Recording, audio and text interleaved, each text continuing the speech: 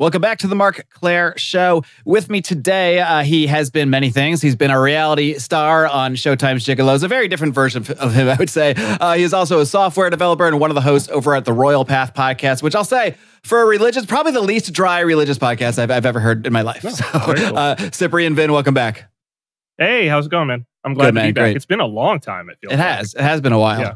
Time flies fast in the influencer world. I guess you could say whether we want to call it that or not. I think that's where we are. And Vin, the initial impetus for this particular conversation was a conversation we were having in a private group we're in, and it was centered around the deal that just got made with Netflix not acquiring WWE just for one program. They got an insane amount of money, potentially for up to 20 years. So they're really locking in this wrestling program, and the conversation kind of turned to why they wanted to acquire that wrestling. Obviously, you were looking for more of a spiritual answer on that, and it kind of led to an interesting conversation. So I want to dive into that. But at first, I just curious. I know you kind of talked about wrestling a little bit in that conversation. Were you much of a wrestling fan at all growing up? Oh, yeah. I mean, I'm a child of the 80s, right? I'm How could you in not my be? mid 40s. So there was what else was there, really? You know what I mean? Those characters were just ubiquitous. It was just a part of the soup that we were swimming in, really. So yeah, of course. Were you as into it? Did you ever go to live events or anything like that? Or was it just something that was around like it was for all of us at that time? I never went to any live events, but I was raised in San Bernardino, California, which that San Bernardino sports arena was like when they would come to Southern California. That was generally where they would do a lot of the shows, even WWF in the 80s. And so like all my family members, my uncles and stuff would all go. But I never went, but I, watched it on TV religiously, had the memorabilia and the toys and the dolls and all that stuff, like any male and American in the 80s, I guess. So yeah. Yeah, we were all told to say our prayers, eat our vitamins and whatnot. I mean, Right. Not bad advice, I guess, overall. Although the vitamins that Mr. Hogan was taking at the time, probably not the ones that we would recommend overall. We talked about the reason that Netflix paid so much money and was willing to pay so much money for a wrestling program. Something that I think, while it's very mainstream, there's still that segment of the population that does somewhat scoff at wrestling, I would say, as a very silly thing. And I'll admit it's a pretty silly thing, but I like a lot of pretty silly things, so it is what it is. And you kind of compared it to Ted Turner's acquisition of WCW in the 90s. So maybe we can start right there. And the reason is it's all pretty much in the same wheelhouse. But what is it about wrestling specifically, beyond just the dollars and numbers? Because that's obviously there's a business thing here, but you think there's a little deeper reason that wrestling is so targeted by major players in the media industry. Yeah, I mean, this is there's so much here because, I would make the argument that wrestling is something like the regular pageant ceremony or ritual that is kind of the touchstone or I don't know what you would call it. It's like the point of consensus for the American civil religion. So America definitely has a civil religion, right? And that's the whole say your prayers and eat your vitamins, right? Like that's part of what's happening there. And it's not necessarily that wrestling. There's a feedback loop between the culture and wrestling, but wrestling is this vessel. It's this really wonderful vessel. And I mean, from the days of the early promotions, as guys were traveling, it was one of those things where it's a live performance. Guys are traveling around the country. They have to figure out these characters. And it's almost organically, they would travel around and they had to figure out characters that would work in various different locations that they were traveling to, doing the different promotions. Sometimes they would have to change their characters based upon where they were going, whether they were in the Midwest, whether they were in the South, what the sort of timing was. And something happened. I guess really the McMahons really hit on it. But basically that promotion was able to take in and whatever it is, it's taste, it's what, some producers just have it.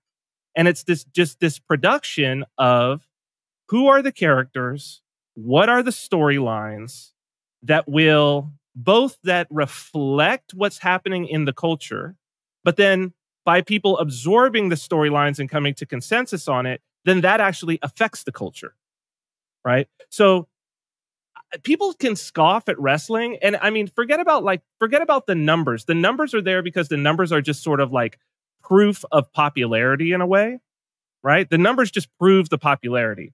But look outside of wrestling, right? And then look at like if you go over let's say the last 10 years, and you look at the top paid actors in America, top paid American actors, which is really top paid actors in the world, right? The Rock is like 6 of those years. If you really account for like George Clooney's tequila sales and things like that, if you take those out, Dwayne Johnson is like 6 of those years, right? Which is crazy. It's like, okay, you're going to scoff at this, but obviously he's a huge draw at the box office, but it's not just him, right? Because we can go back to 1982 and the biggest box office weekend, right? There were 2 like records were broken of the biggest weekend box office, which is really important in 1982 because everybody's going to the movies, right? You got like 5 television channels. Okay, so the one that ended up the second one that broke the record was E.T. Okay, everybody understands that was huge. It was a phenomenon. Yeah, but what did it break the record of? Well, it was a couple months before. It was Rocky 3. Mm-hmm. Right? And Rocky 3. So at that point, Rocky is like a mythological character in the American psyche. We're on the 3rd one. Right? Who does he fight at the beginning? Remember? Thunderlips. Is that Thunderlips? It's Hogan. Right? Yeah. They have both Hogan and Mr. T in this. It's both the same movie, isn't it? Yeah. And then so Hogan at first, Mr. T second, and then in 1985 we have arguably the greatest single moment in professional wrestling, right? WrestleMania 1. Well, who's the main event? Hogan and Mr. T against Paul Hogan and Orndorff Mr. T in a tag team. Roddy Piper. Right? So it's like there's something bigger going on here. To say that, Rocky 3, to say that Clubber Lang's character, to say that Thunderlips, to say that narrative didn't affect a generation of Americans, that wasn't part of the civic religion, Cold War, right? Also 1985. You want to look at how these things happen, right? 1985, you got WrestleMania 1. Then you also have, as any kid of the 80s will remember, the cartoon. Hulk Hogan's Rockin' Wrestling or whatever it was. The cartoon. Do you remember the cartoon? Absolutely. And, and it had the faces and the heels, right? Mm-hmm. Do you remember which characters it was? There was I know Junkyard Dog was in it. He was Hillbilly Jim. Hillbilly Jim. All the ones that are like all the working class characters, essentially. Superfly Snuka. Yep. Tito Santana, right? Those were the very diverse, guys. Very ethnically diverse, actually. Isn't that interesting? Yeah, isn't it? They were woke right? before this was even a thing. This is my point. This is what I'm trying to say, right? That it wasn't like they were trying to do this. This was already what was happening in the promotions. Those were the faces in the popular faces in the promotion at the time, right? But then, do you remember who the heels were? Trying to think who was on the show. I'm pretty sure Bobby the Brain Heenan was involved. But just barely. The heels were the Iron Sheik from Iran. Mm-hmm. Nikolai Volkov, Russia. Mr. Fuji, Japan. right? Fabulous Moolah. I don't know where she's from. She's just an old lady. But her character was like, she's definitely, if you were to go like, she's more of a right wing, like rough kind of, lower working class, whatever, but she's evil. Right. And it's interesting. It was the foreigners versus the Americans. And specifically Cold War, Iran and Russia.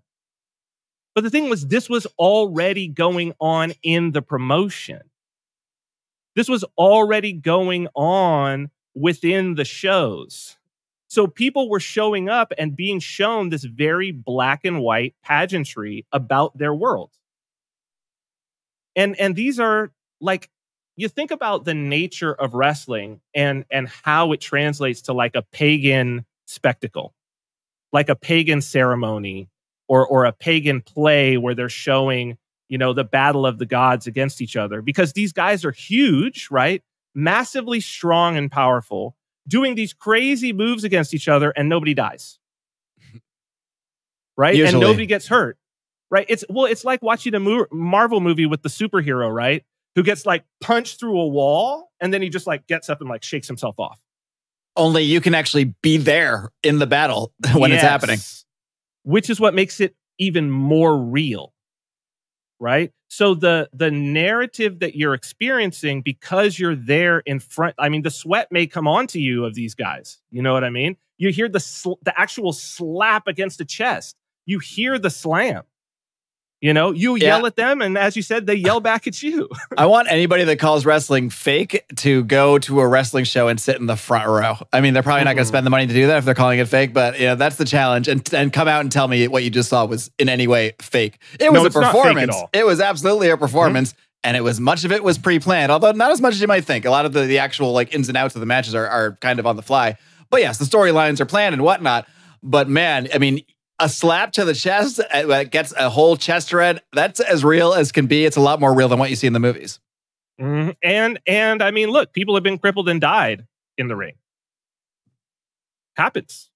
Every time they step in there, there's a real chance of death. There's a real chance of death because it's happened. Which unless you're working around Alec Baldwin, I mean, it's not really usually the case on a Hollywood set. It's not. And the other part about it is, it's not scripted. And this is something that I know being on reality TV, because people would always ask me, oh, is it scripted? It's like, well, I've never seen a script. We never had a script. Mm-hmm. It's not scripted, it's staged. And there's a difference between scripting and staging, right? Staging is just like you set up the environment and the overall kind of idea of where does this thing need to go. But if you do it right, you don't need to work that hard on the staging, because these people are inhabiting their characters. Right? They are this character. And you know that when you put Macho Man Savage in Piper's pit and Piper's all riled up and he's going to say something crazy, you know that something's going to go down. Someone's getting hit with a coconut. Exactly. Like this is what's going to happen, right? And so it's a totally different thing. And in that way, it does very much reflect the sort of pagan or animistic practices of, like, you could go to something like, let's say in Africa, when they, the African religions that would go into like voodoo or something like that, where they let the Loa inhabit them. That's the idea, that they become inhabited by a spirit. Or the Kachinas in the Hopi. Right? So people in the American Southwest will know that. But the idea is that once you put on the Kachina outfit, you're no longer you. Once you put this on, you come out and the tribe doesn't recognize you as you, even though that's, Uncle whoever. No. Everybody really just suspends everything and is like, no, that's the Kachina of thunder. And he moves like the Kachina of thunder. And he's, enacting whatever it is, and he's saying whatever it is, and everybody takes it as this is the real manifestation of the Kachina of thunder. In the same way that you do, where it's like, oh, this guy was wrestling as this character before, but now he's this completely different character, but oh no, he's that character. Now he's completely that character, and we go in for that, and that's what makes the whole thing work. Right, wrestling is so unique. And the participatory aspect.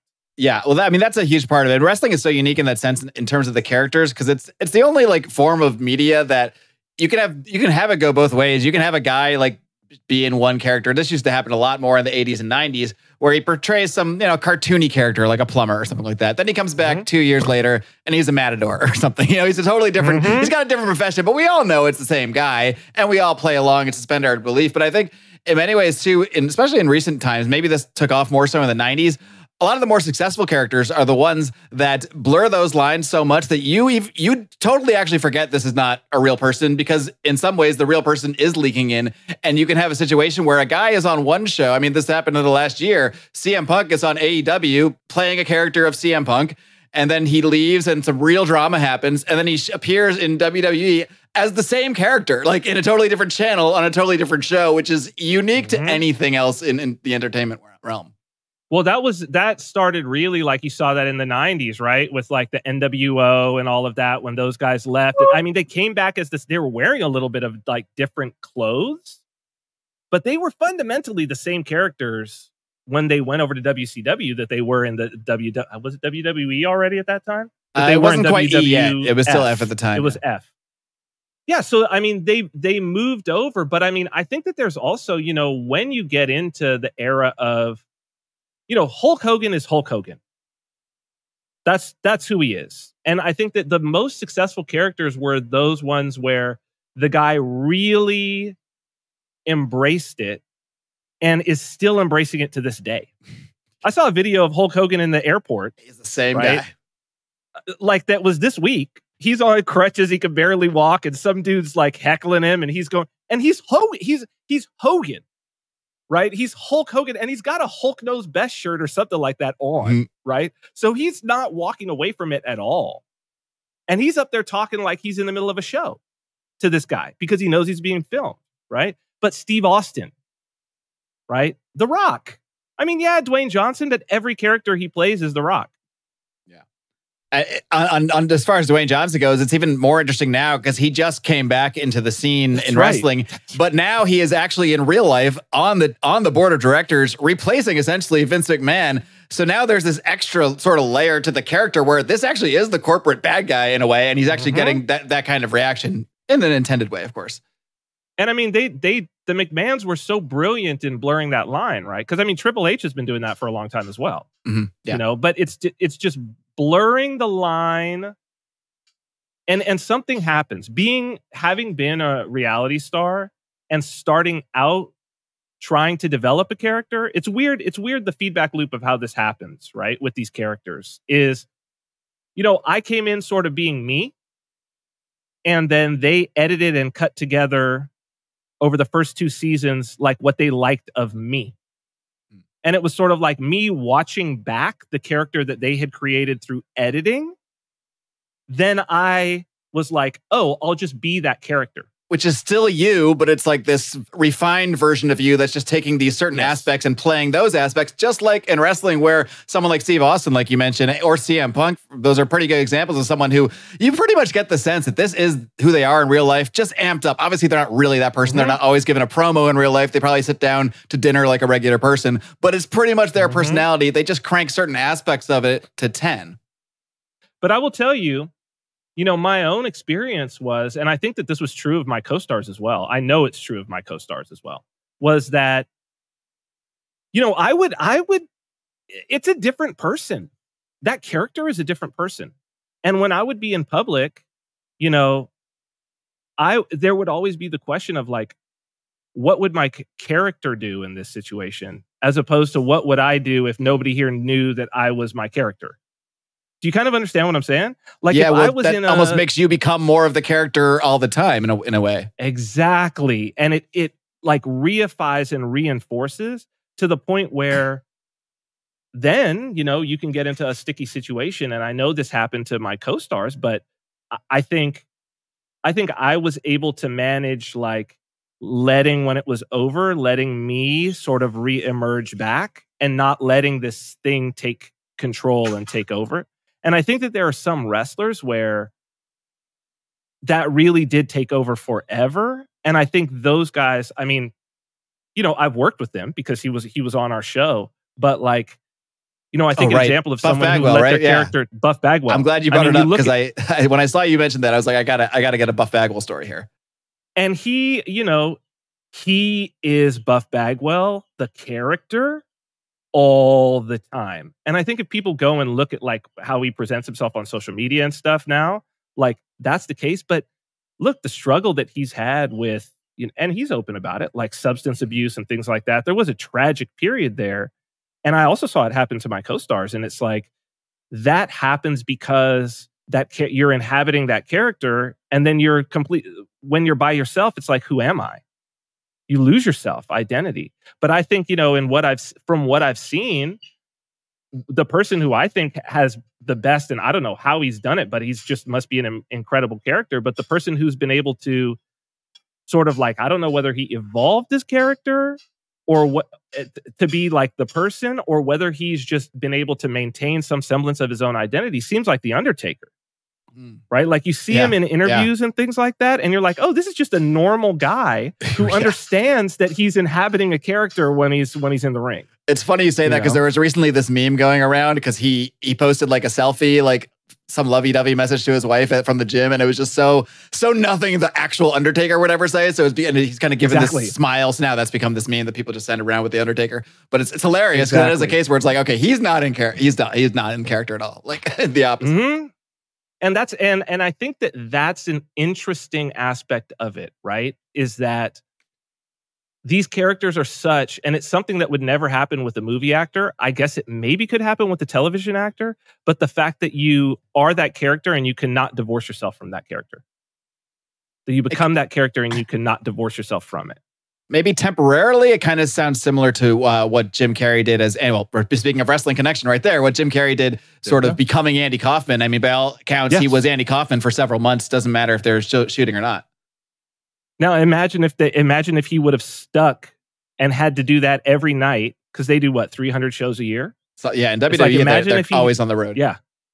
Imagine if he had to do that 300 days a year. You're spending more time as the character than you. And then what? And then where is you? Where have you been these last 10 years? I mean, there's so much focus with wrestlers, rightfully so, because there's luckily not as much in the last few years, but 10, 15 years ago, there was just a rash of wrestler deaths, many of which attributed, I'm sure on the biological sense, totally correctly, to drug abuse and this sort of thing. But I'm sure so much of that is at the spiritual level too, is they might actually lose who they actually are in some way when you spend, like you said, 300 days a year. Sometimes they don't see their families on holidays and things like that. And eventually, maybe you see your wife a few times a year. Who are you then? Like, you're a shell of whatever's left of this other character that you, at some point, you got to say you really are that other character. Well, the drug and steroid abuse is, that's part of maintaining the character. Yeah. Right? That's what the character would do. Like, you have to do this to remain as the charure. If the world champion isn't going to be tired and take off, stop working out because he's been on the road too long.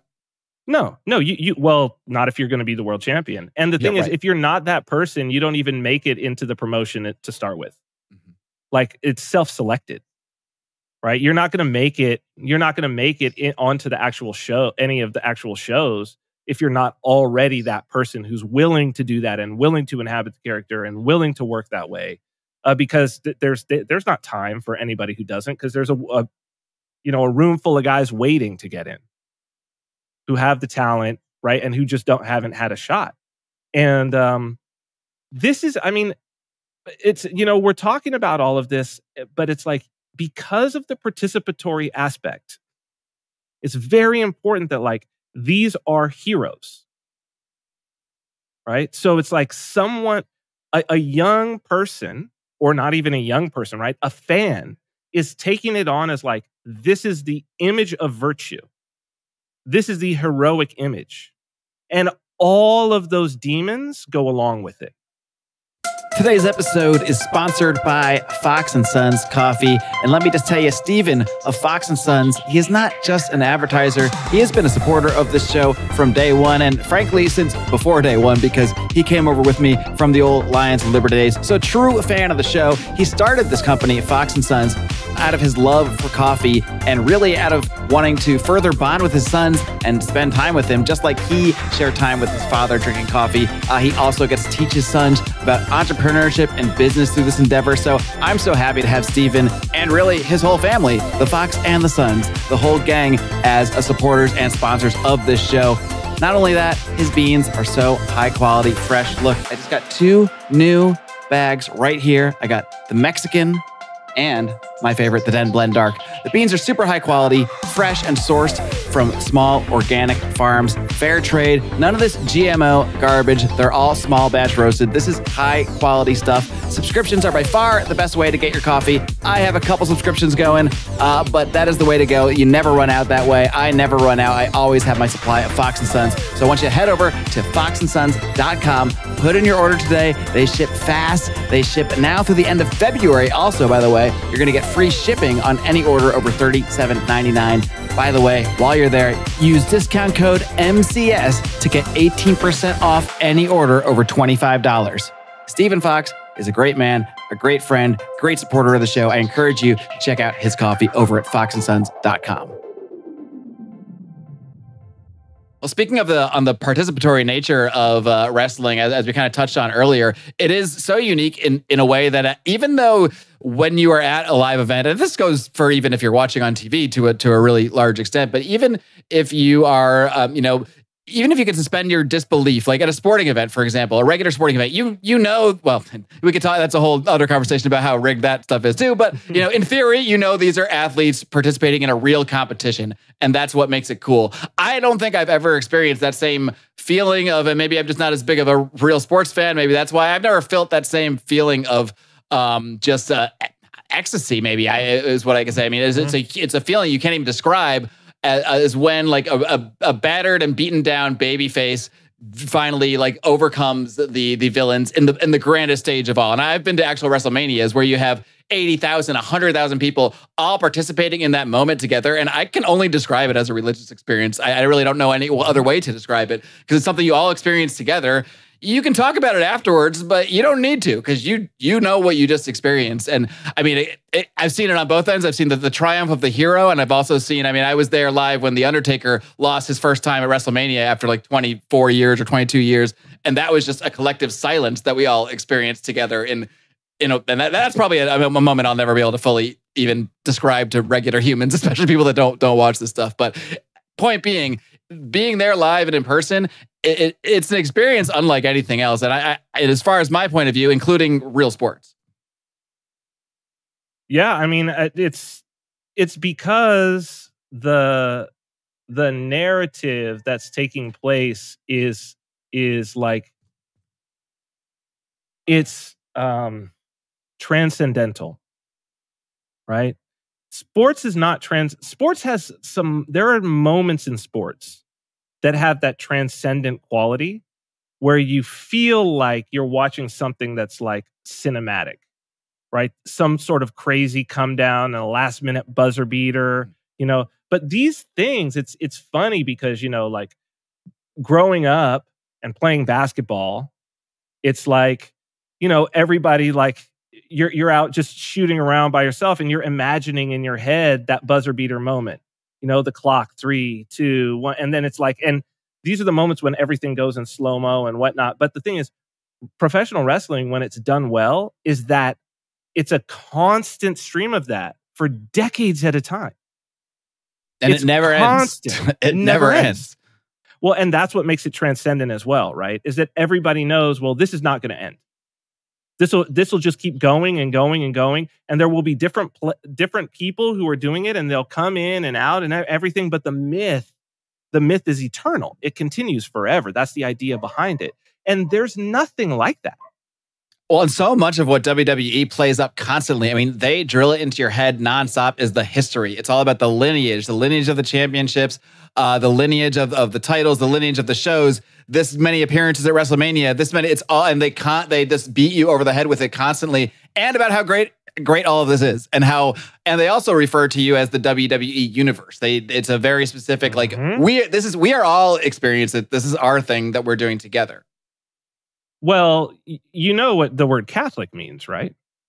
I just heard this the other day, but I forgot already. It means universal. Yeah. Right? It means universal. And what they're really talking about is what they're introducing you to and drilling into your head is what in religious terms would be called the tradition. It's the tradition of the church. And that's it. Like it's a Catholic, meaning universal, all-encompassing. So it can't be thought of as anything other than a religion. Okay, well then if it's a religion, it's like, well, what are we worshiping? And what it is that's being worshipped is the culture, which is it's a civic religion, right? So in the same way that the Greek pantheon is a Greek pantheon, the Roman pantheon is a Roman pantheon. It's about Rome. You're worshiping Rome, the existence of Rome. And with Greece, you're worshiping the Greek culture. That's what you were going. I mean, the Parthenon, Athens, it's named after Athena. right? When you go to worship Athena, she's the patron of the city-state of Athens. Like, you're worshiping Athens when you go to the Temple of Athena. That you can't separate the two. And the United States and particularly WWE, but I mean all the wrestling promotions you can't separate them. The modern US and the civic religion that is, and I mean, look, think about, okay, Marvel, right? So with Marvel, you've got Batista is a Marvel superhero. Cena's a Marvel superhero. The Rock is a DC superhero. Was probably not going to see that happen again, but yeah. Right. We might not see Black Adam again. But still, right? Who, by the way, is a god. Mm-hmm. Right? Black Adam is an ancient god. So, I mean, I don't know how much pretty on the nose. Pretty on the nose. It has to, yeah. How explicit does it have to be? I'm not, you know what I mean? Like, this is what it is. This is what it is. And it's a civic religion. It's happened before. And the thing is, it has to happen with every empire. You have to have it. I wonder too, I mean, if is it almost a feedback loop here when we're talking about professional wrestling in America, where this is, as we discussed earlier, of all these sort of caricatures from the 80s. I mean, it's a reflection of the culture. We're trying to show you the culture. And meanwhile, we're promoting really the worship of WWE and the WWE universe, but that's really a reflection of you. So it's like group self-worship in sort of like the largest way possible. And I mean, that's what a civic religion ultimately is, right? That's what's going on. I mean, yeah, whether it's the national the flag, pride or whatever it may Pledge be, of Allegiance, right? You know what I mean? Black History Month, Pride Month, right? These aspects that are these explicit civil religions are not as important as the American, because, you know, when they talk about the exporting of American culture, what are they talking about? Right? It's the entertainment. It's the music, the movies, and there's the narratives there. But the important part about wrestling is that it's the subtle, constant, everyday. It's not the festival. It's not the single, it's the daily parish life. Mm-hmm. It's the daily parish life of the Church of America. And there isn't another probably example. knew more people as a teenager, at least, that planned their schedule around Monday Night Raw than they did around church or anything like that. I mean, and the fact that it's, you know, the fact that Monday Night Raw is the promotion that we're talking about, mm-hmm. and that it's like, it's Monday, I mean, and Monday Night Football, right? And the civic religion of the United States, the day that is given over to the United States, it's got to be Monday night. Right? It can't be the weekend, because that's not for the United States, because there's no labor. That's the day that you don't give to the United States. This is the day that gets you started for the week.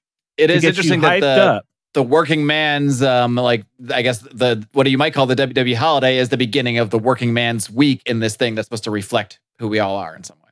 Because it gets him fired up and motivated to go to work and do the thing. To participate in the civic environment. That's what it's doing. It's getting him, because otherwise Monday is like dreaded, you know, but now you don't dread Monday. And it's not even that this is planned out. It's that, like, that's just, of course, the day that it has to be. It's so true, because I literally looked forward to Mondays in high school, and that is not the typical thing of non-wrestling fans. Like, oh God, Monday! Are you kidding me? Raw's on tonight. Like, Stone Cold is going to kick his boss's ass. I mean, that's amazing. So think about the benefit that gives to the American culture of the 9 to 5, 40 hours a week, right? That it's like, if you could get your population to not dread Monday, that's so what a benefit to your civic society that is based upon Monday as the start of the week. And they're already excited for Friday, so now we just got to work on, just get through those 3 days in the middle, and we got them. We got them in our capitalist loop. That's it. And also, it's like, well, they had Sunday, and, you know, they can still give Sunday to God. That's the thing, right? They can still give Sunday to their God, but on Monday, give the pinch of incense. Which was always the thing that the Romans, I mean, that's the Roman experience with the Christian church. is that they were always like, no, you can go ahead. You can go ahead and worship. We're not saying you can't worship your God. What we're saying is come to the temple, the pagan temple that is the civic religion, and give the pinch of incense to the idols. It's like, we don't have a problem with you being a Christian. We have a problem with you saying, because I'm a Christian, I'm not going to give allegiance to the civic society, which is indelible from the civic religion. And for us to think that these patterns somehow left us, like they can't leave. Like it's impossible for them to leave. If you try to dismiss them, they will just emerge in another way that's unexpected, but that still fulfills the need, because they emerged in that way in the first place. Maybe we can transition this conversation about sort of wrestling as a mythology into some of the sort of greater trends that are happening economically and with sort of the current models that we have. And I'm curious, like how much do you view this Netflix WWE deal, the idea of bringing in wrestling to the sort of the overall trend of big tech taking more and more and more of the pie to take that wherever you will? But what's the connection you see there? Well, it had to. Like, the thing is, this had to happen, right? Because you need to have this mythology. You need to have it. Again, what I'm saying is, like, none of these things are planned. It's just, it feels right. And I don't think that anybody seeing the story, whether you're a wrestling fan or not, just anybody who has any sense and is following in any way sort of the trends in culture and in media and everything, I think there were probably a lot of people looking at that and saying, and I think it was $500 million over for 10 years with the opportunity to extend for another 10, which would probably be even more money. They're getting right now, I believe it's $25 million a year or so. No, 25. What is it? 250. I think now it's $250 a year. It's a $5 billion deal that Netflix is doing. Let's get the numbers right. $5 billion deal that Netflix is doing. It's a 10-year deal, so it comes out to $500 million a year. Right now, that show is getting $250 million a year from NBC Universal to be on USA, where it's been for, how long has it been there? Forever. Since the beginning, right? Since the very beginning, it's the only place it's ever been is USA. Since the mid-'80s. And I mean, USA, at the time that it came on the USA Network, was one of the biggest networks, if not the biggest network, right? Now, who watches that? And it's not that wrestling has become less popular. If anything, it's probably the only reason that people even watch USA at this point, right? So NBC Universal has this property. Netflix is doubling it, which is great because they're already producing the show. There's not a whole lot more that they need to do to be able to produce it for Netflix, right? They're going to upgrade some of their equipment. They're probably going to maybe give some raises to some people, but besides that, there's not a whole lot that they have to do. So it's very, very profitable in that regard for them to make this move. But I'm sure a lot of people looked at this story and were like, oh, WWE isn't already streaming live on some platform? Right. It's shocking in a way. It's you can get it next day on Hulu and kind of thing, but the live is valued for a reason. Well, the live is important because it's participatory. Right. It's a participant. It's meant to be viewed live. It was always viewed live. It didn't start as TV. And still to this day, there's lots of shows that are not broadcast at all. Well, it used to be too. The TV, the only purpose of the TV was to get you to go live. It was just like, let's just record some stuff, do some promos, have some silly matches, and then we'll kind of promote the real show that we want you to go pay money and come see in person. And most, if not all, of the smaller regional promotions, which there are many, those are, maybe they're streamed recordings, archives later on their YouTube channel or something, but it's a live performance. Yeah. Some of them have, there's still promotions that have DVDs that you would buy. Some of them are hanging on. Sure. I mean, but it's meant to buy your ticket, and go. And this is the place where the people who will eventually, some of them, a small percentage, will eventually wind up on the TV shows. This is where these guys, are getting their start and working it out, the farm leagues and whatnot. So this is, I think, this is a gigantic move. Of course, it had to go to Netflix.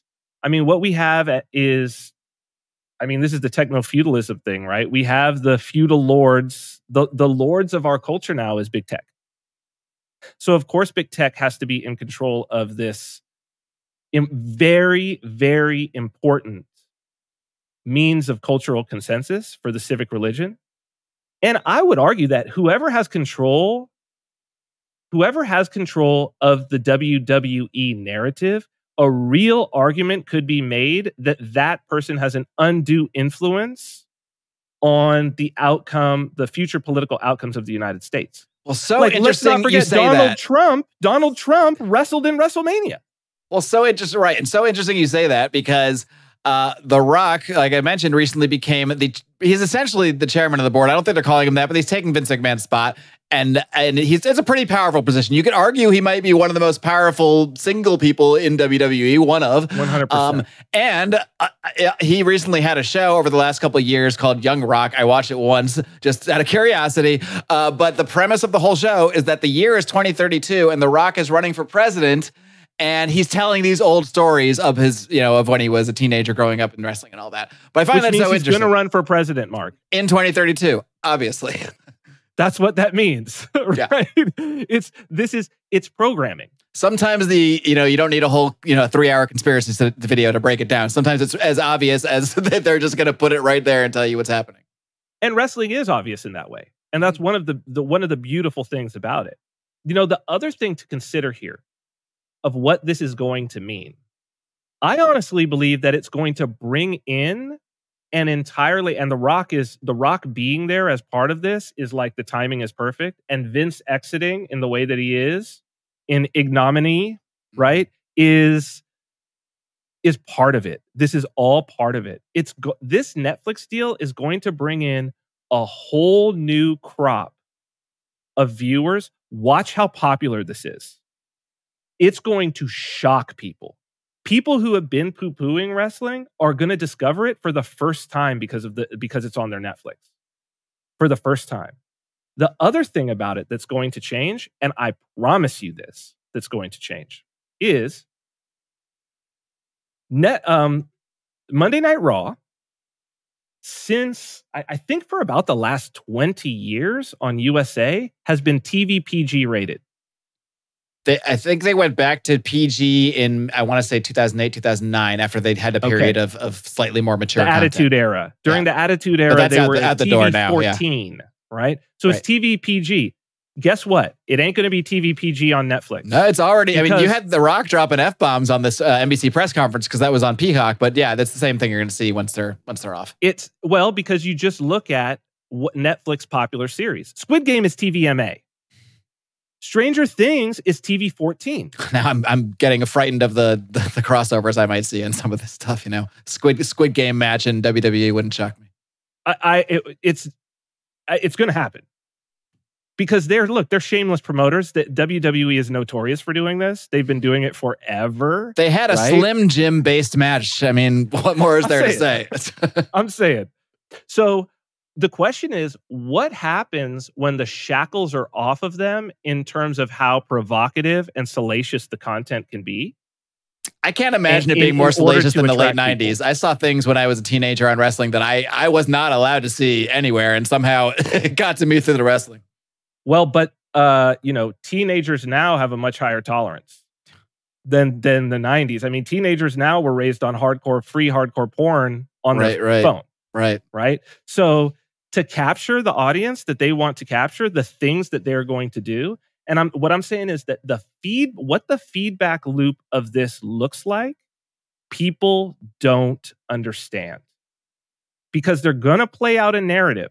Believe me, they're going to play out a narrative that has all kinds of social, political, and all of these implications of who is the good guys and who is the bad guys and who are the gods and who are the heroes. And they're going to play it out in a way that they can't play it out on USA.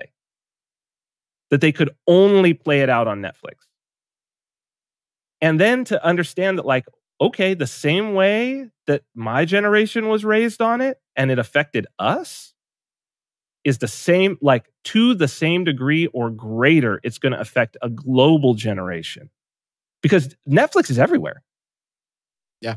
Well, so many people around the world USA Network is not. So many people are getting Raw for the first time in their lives around, like almost everyone has Netflix, whereas there was pretty much no international distribution of Raw prior to this. Imagine what that means. Because the ability to capture attention,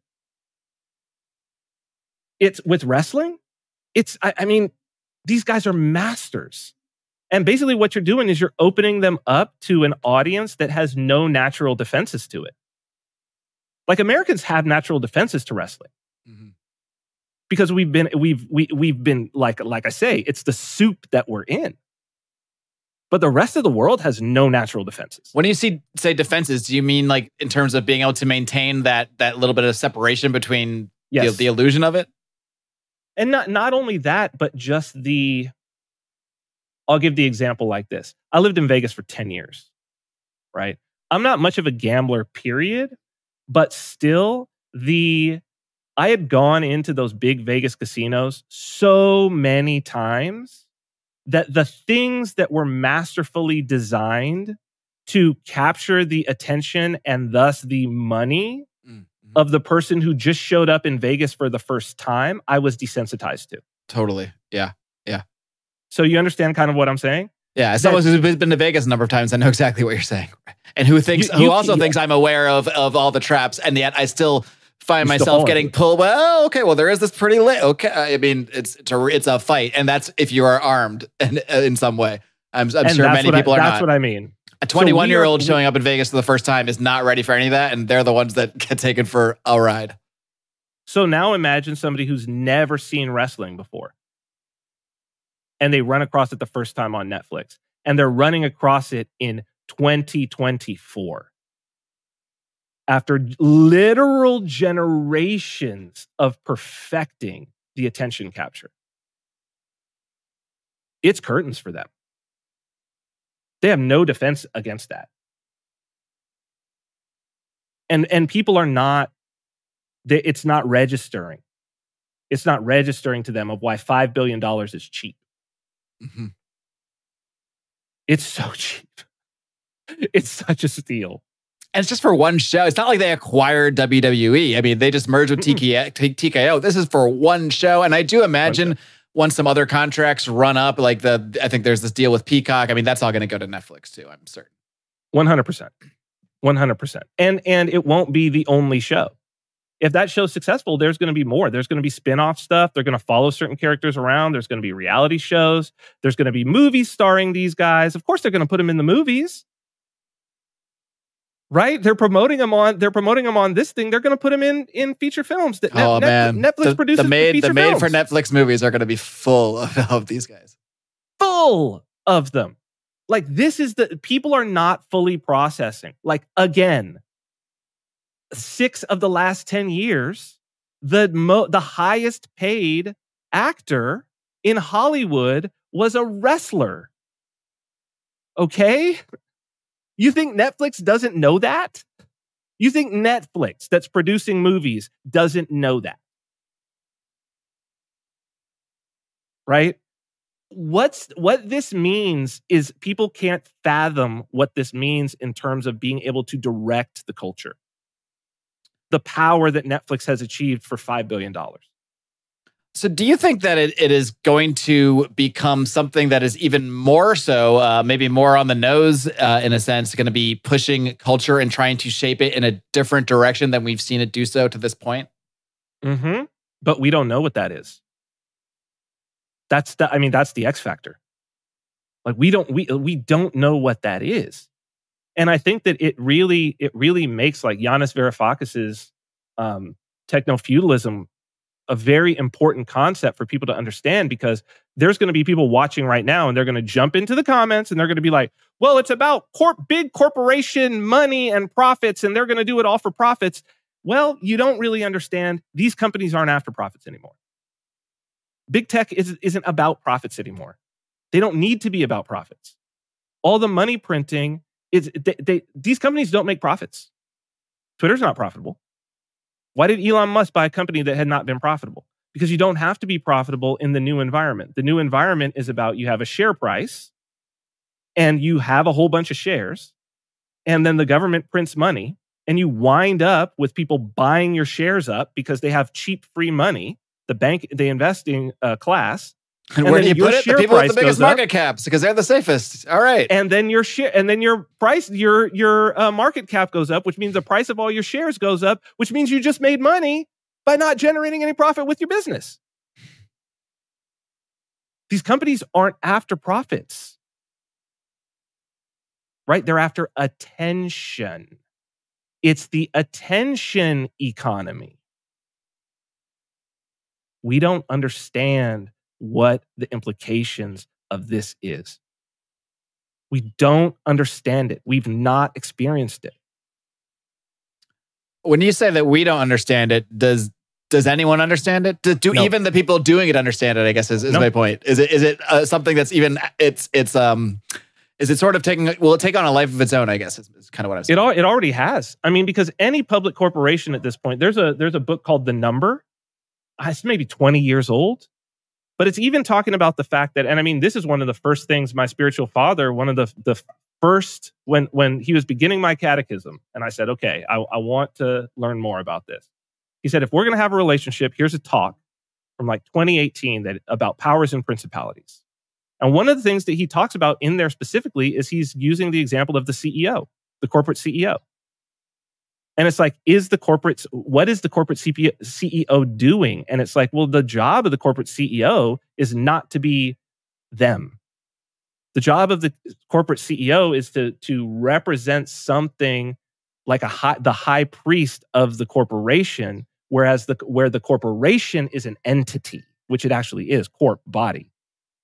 It's a person, it's a legal person, right? So you are the representative and the decision maker, the executive decision maker. You're the brain, the executive faculty of this entity that is a bodiless entity, that is a legal person, that is working in the world. And what it's trying to do is it's trying to increase its share price this quarter, 3 months. That's all it's trying to do. That's its whole function. And so it's like the things that you will do. Well, we saw it in 2020. If you're a pharmaceutical company, right? You may very well just poison an entire generation of people to get your stock price up over the next 3 months. Because it's just about this quarter, right? That's all it is. Mm-hmm. It's just this quarter. And that's why I say we can't know. Because these things have a consciousness. A corporation has a consciousness. And the group of corporations have a consciousness. And we know this because we'll say big tech wants to do this. Right. The people who will be like, oh, I don't know about these corporations having a consciousness, Vin. You're going too much. And then that same person will be like, the liberal left wants you to take your guns. Yeah, what is and that? It's like, hold the liberal left. Huh? What is it? Is it a person? Well, no, it's not them. It's bigger than them. And it's like, well, where is it? Draw it. What does it look like? And they'll do the same thing with big tech. That's such an interesting way to look at it. I mean, even just saying the liberal left thing makes me think of, like, I know so many people on the left throughout my life that would never want to take my guns, for example. Like, they wouldn't. That's not what they want to do when we talk one-on-one. But Mark, the liberal left does. But them together, funneling the entity of the liberal left, will do that in a heartbeat. And they're exactly different. They're all what makes it up, but they act in a different way. And you see Mark Zuckerberg hauled in front of Congress, and you realize, oh, Mark Zuckerberg's not in control of Facebook. He looked like a hostage up there. I mean, it was something else. He's like, Senator, we try to, and they're like, you did. And you know what's interesting is he knows it wasn't him. Because it's not. It's a principality. It's a power and a principality. Meta is its own thing at this point. Right? If Mark Zuckerberg was to die, Facebook ain't going nowhere. Like Steve Jobs died. Where Apple still did. Was there a glitch? Was there a moment where Apple stopped doing what it was doing? No. because it's not those people. Those people are replaceable. They do get absorbed into the mythology, though. You know, they can be replaced and they reabsorbed. And now Steve Jobs is part of the mythology of Apple, but has nothing to do with any of this. And it's not to say that they don't have an impact, right? Because it's like, we would be crazy to say that Hulk Hogan didn't have a huge impact on WWF and on the future of it, or that The Rock did. But we would also be crazy to say that like the entity of the WWF wouldn't exist had Hulk Hogan or The Rock not been a part of it. Hulk Hogan might be the only one people could argue for that it maybe would look so drastically different, but it would still exist for certain. Yeah. And that's only conjecture. Yeah. Because that the assumption there is that some person wouldn't have inhabited the character that was required to do the thing that and represent the thing that Hulk Hogan represents. It's almost like Hulk Hogan is a role waiting to be fulfilled, and yes, it was fulfilled by this person who was perfect for it in every way. But if he wasn't him, it might have been the other guy with muscles, you know. And for people to understand, if you go and you look, I mean, it's not like I love watching this raft of wrestling podcasts of the old wrestlers just sitting around and talking about like the business. There is no old wrestler that does not have a podcast. It's hilarious. But they're fantastic. Like for somebody who's been in the narrative creation business, to see but the thing that they talk about with Hogan is they do talk about the fact that like the role he's playing was a needed role, that they were looking for somebody who could be X, Y, Z, and Hogan fit the bill. And this is really like Vince McMahon, the mastery of Vince McMahon from everybody who has described him, especially the wrestlers who described their first encounter with him, is like he knew what characters would be needed in the show going on. And someone would come in and he'd be like, okay, your character is this. You could play, okay, he stinks. He's like, he's like a beautiful mind. And we had a producer on our reality show. He's the guy that sees like the plumbing outfit. He's like, all right, you're the plumber. Great. That's it. And he knows exactly how the plumber fits in with everybody else in the story. Right? So this is, but that is to say, right? Why is that a reality? The reality is because the story exists. The ideal story, the narrative exists separately from the individuals who are involved. They're just inhabiting it. And then you have to ask, where does the story come from? Who made the story? Vince isn't making that story. It's the story's being revealed to him. He's channeling the story. That's what he's a master of. Mm-hmm. But Vince didn't make the story. Go read Joseph Campbell, The Hero's Journey. Go read David Mamet, Three Uses of the Knife. Dramatists and people who study comparative religion understand. I mean, Joseph Campbell's book, Hero with a Thousand Faces, is exactly about that. He says the story, Carl Jung, he's like, no. The story is transcendent. It exists. It's eternal. And we are just, when we see the story executed perfectly, the experience that we have is the experience that you described. A transcendental religious experience.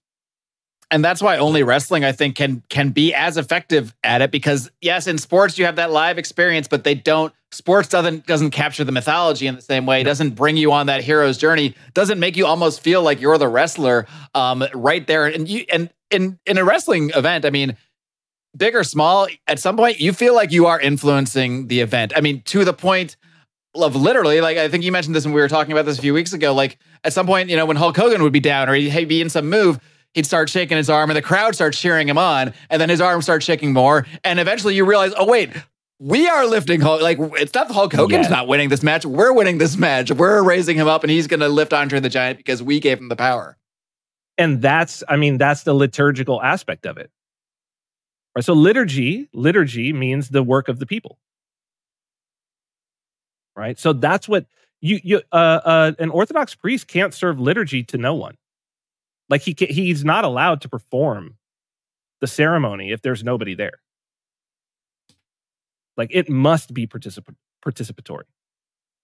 And just the same way that like you could do, and I think people have tried to do promotions of like there's nobody in the audience and they're just wrestling and it's like on TV. Just doesn't, it just doesn't work. That ended up happening during the The thing.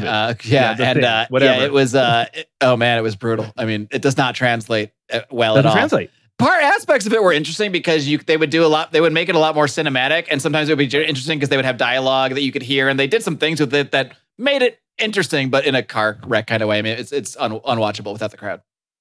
And that's it. You know, this is a special thing, and it has. It's almost like you have to be willfully ignorant to not recognize it as religious in nature. Like either willfully ignorant or just ignorant of what of religion, right? Of like what's going on in religious experience, and again, if it's a religion, then you have to say what is it worshiping. If it's a religion, you have to say what is it oriented toward, the thing that it is oriented toward, what is its God, and we're gonna see. I think this Monday Night Raw is going to really reveal and expose what is the current God of the West, let's say. Nothing shows us who we are more than wrestling. I mean, that's why Steve Austin was the most popular character, maybe ever, and arguably in some times, but at his absolute peak. I mean, wrestling was never as popular as when Steve Austin was at the top. Hulk Hogan arguably did more, whatever, but I mean, I think that Steve Austin in 1997 was the most popular character because he was everybody wanted to kick their boss's ass. I mean, and he got to do it. I mean, you couldn't get something more perfect. Yes, I mean, and it is interesting to see like the difference between Hulk Hogan and Steve Austin in terms of how Americans think about themselves.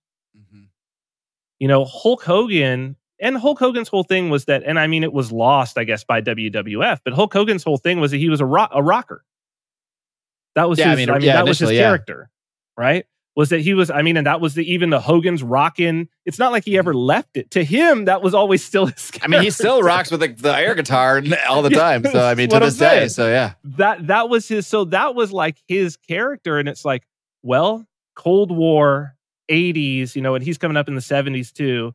It's like rock and roll, this sort of glammed up, shiny version of what an American is, right? And then you go to like the late 90s. And what is an American? Especially like middle America. Mm-hmm. And we're back in the sort of working class, dare I say, redneck, right? But not stupid. Not a stupid redneck. Mm-hmm. Like embracing the fact that he's a redneck and knows what's going on. Yeah. Steve Austin would routinely actually outsmart Vince McMahon's machinations. It wasn't always just brute force. All the time. No, I think Steve Austin's character is one of the more just like naturally intelligent characters that there was. It always felt like he knew what was going on better than anybody else, even if he wasn't like articulating it because he wasn't an intellectual. He really knew what was going on. And I think in the late 90s and carrying on to today, that's if you look at sort of the right now, if you look at what people aspire to be with sort of the Trump ideal, the working class Trump ideal, that's what people aspire to be. They know what the conspiracies are. They know what the government's doing. They're not stupid. They're not naive. They're red-pilled. Steve Austin was the protogenic archetypical red-pilled. He's we're on to your shit guy. That's it. We know that you're manipulating things in the background, and I'm not gonna, and we're gonna be on to you, and we're gonna take it out. Yeah. And that's so again, it's like you can't, the feedback loop. You can't just say that wrestling is reflecting.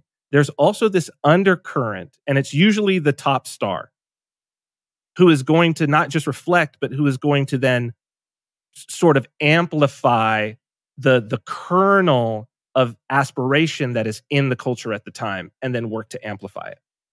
It's so interesting that you say it's based on this top star, and it kind of just makes me think of the actual current storyline because and this is where they've blurred the lines so well that there are actually wrestling fans arguing about what part of this, what's going on, is real and what's not. Because in the actual storyline, Cody Rhodes is like the biggest star right now, and he's supposed to take out Roman Reigns. He won the Royal Rumble. He's on that path, finishing his story. It's a whole thing. And then one day, The Rock just shows up on TV right after he became the head of the board of TKO, and Cody basically just hands his WrestleMania moment off to The Rock, and it created this whole natural backlash. But within a day or two, you saw WWE superstars even hashtagging it, so you know it's actually if it wasn't always a company directed thing, it certainly became one.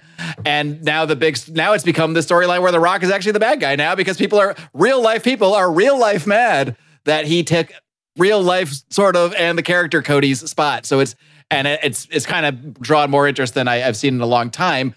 So much of the interest and arguments being over what aspect of it is real and how much The Rock is really manipulating things in the background. And it's just it's something unlike I wouldn't say unlike I've ever seen, but they're definitely doing it in a way that hasn't been done quite before. But think of how that's a direct reflection of the anxieties in the culture right now, especially for young men. But because what do young men feel like? What does I work my ass off. I do everything right. I get that, and then some asshole comes in and takes my promotion. The corporate guy this guy at the top who had all of the benefits, who knows all the right people, family background, who has all of the contacts, right? Who already has everything, and never mind that he also happens to be of a darker complexion, and is a Hollywood elite. It really checks every box. I mean, this is what I'm saying, dude. It's the civic religion. And there's just no way that Triple H or whoever, no one sat down and mapped it out to the extent that you are laying it out. No way. No. There's just that it just is playing out naturally because it's the reflection, it's the mirror. Because they're inhabiting, they're involved in a spiritual activity. They are channeling the spirit. They're channeling the war in heaven, right? They're channeling the war between the gods. It's like the same way that the Greeks the ancients understood this. You read like Homer, you read the Iliad, and the whole idea of like Greece and Troy fighting each other. The whole idea with the Iliad is that the gods are above fighting each other, like using these soldiers as like little puppets. The whole idea is that it's a war between gods, right? The gods of these city-states warring against each other, using the people as puppets. And it's like, that's real. We still read the Iliad to this day because that's real. To the Greeks, that was indistinguishable from reality. That was how they understood the nature of the world in which they lived. And the thing is, what we've just missed is we still live it out, but we've convinced ourselves that there's not gods up above. That's what we've left out. So we're living out this piece, but we're missing the piece that always existed and that now has been purposely hidden. We've convinced ourselves it's just a show. That's it. Pretty much. Which is what everybody says. It is. It is just a show, but the question is, who's the audience? Well, I think that's a good spot to wind it down. We're going to head over into the smoke-filled room and see where else things go. It's always an interesting time. But Cyprian, why don't you just let everybody know before I let you go where they can find, of course, the Royal Path. Anything else you want to plug or mention? Feel free to plug away. No, you can't be found on X anymore. I know that. So sorry, folks. Cannot be found on X. I might be making a return for just one-way conversations. I don't know. I'm praying on that quite a lot. Just a tweet. You should just do a tweet a month and get out, and then see what happens, and then come back to the comments. I might, because I have some things I want to share with people. But yeah, the Royal Path, you could find it on, everywhere. So YouTube, Spotify, Apple, Amazon, whatever. Yeah, please go check that out. We're on a little bit of a hiatus because Father Turbo Qualls had a very nasty spill in the ice in Kansas City.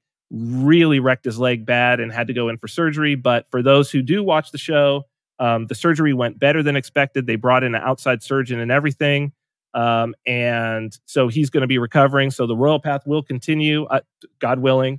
And thank you to everybody who supported. There was a lot of support that came in, both financial, prayer, and otherwise. And so thank you to everybody who did that. But go check out the Royal Path for sure. There's got to be, a year and a half of archive this. I mean, there's plenty to go through if you're just finding it. You're not going to be short of content. 88 shows. There's 88 shows. So yeah, it's usually 2-hour shows. So there's plenty. If you've never seen it, start at the beginning, go through. We'll be back by the time you're done. All right. Well, Cyprian, thanks so much for coming on the show. I'll see you in the smoke-filled room. Thank you, sir.